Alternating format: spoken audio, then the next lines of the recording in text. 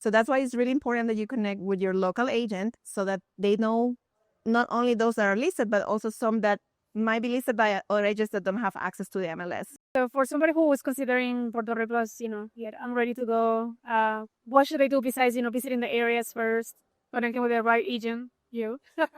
But we'll give the tips that you tell them, expect this, don't expect that, and, this is your path towards closing here.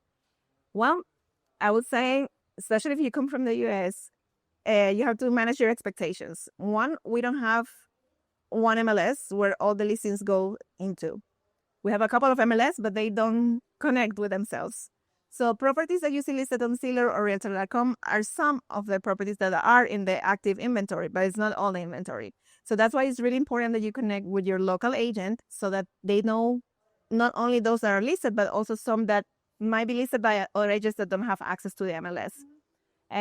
By having this conversation with your agent, you can determine your search criteria, and then we will be able to help you find the property that you're looking for. So you have to expect at least 60 days for closing. So because we live in an island, we had a major hurricane, so insurance has been fluctuating in the last few years.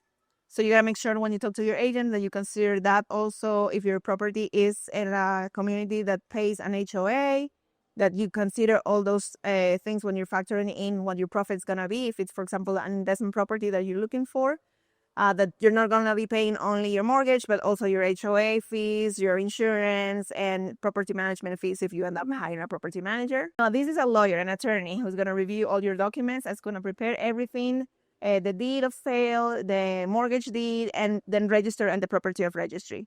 So fees are higher because of that.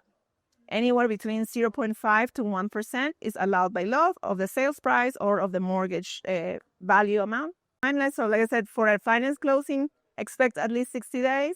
If it's sooner, great, but if not, expect 60 days.